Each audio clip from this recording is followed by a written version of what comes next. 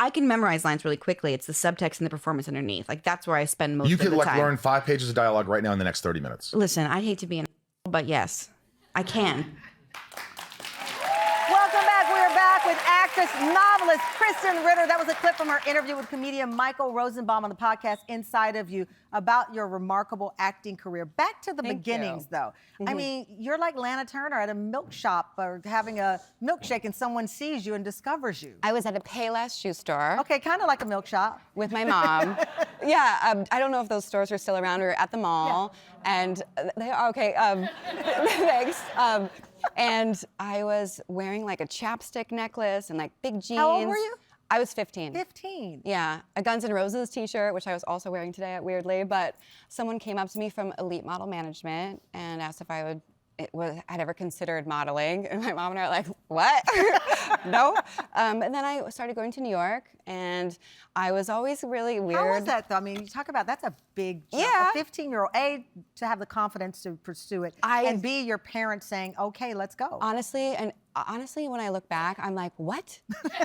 How did that happen? I mean, I'm so grateful that happened. What was it? What do you think it was that A, gave you, as I said, the confidence, and your parents gave you the freedom? So much conversation these days about letting kids get out there. I can't believe it. I mean, I went to Japan for the first time when I was 16. My first time on an airplane. I flew all the way to Tokyo by myself and lived there for 3 months by myself. What? I had another model as a roommate. You were 16. But there was no chaperone. There was no grown-up. Okay, you're a mom. Would you do that today? You better no.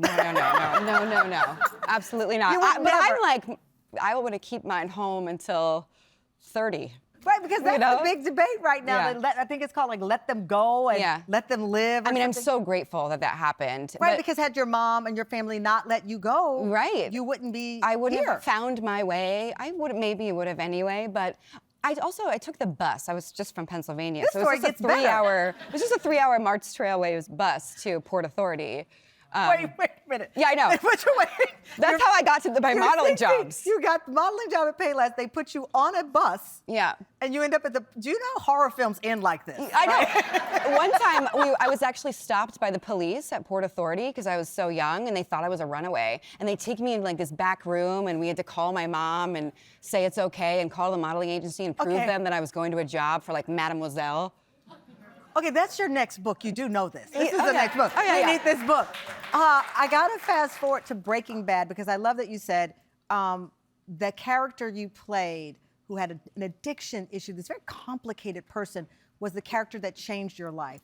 Yeah, after I played this role, things really did change for me. And I auditioned for this role, and at the time, I had an offer for something else. That was kind of similar to stuff that I had already been doing, but I had a bird in hand. And I always say to people, like, if you have a bird in hand, like, take that.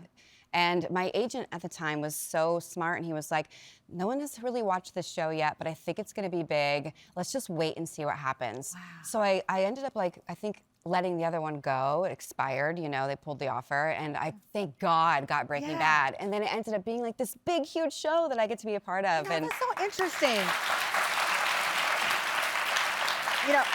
You are one of my favorite kinds of guests because you have this phenomenal book that is going to be a bestseller, is a bestseller, and you have this great, like it. It will be because it's a good book, great book, but you have a great story.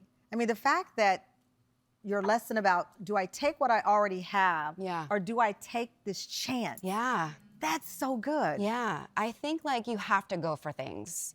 Do you still have that philosophy now? Yeah, I'm not afraid to hear no. I'm gonna try. You hear no. I started hearing no at 15 with modeling. Yeah. From no all the time, no all day, every day, no to every audition, no to these, and you just eventually you will get a yes. It's just how it works. So I just kind of hold out for your yes. You do. You got to hold out for your yes. I love it. Coming up, Krysten is not a regular mom. She's a cool mom, and we're talking with her about mom life and her special moment at the Sonic movie premiere that nearly brought her to tears. We're going to talk about it after the break.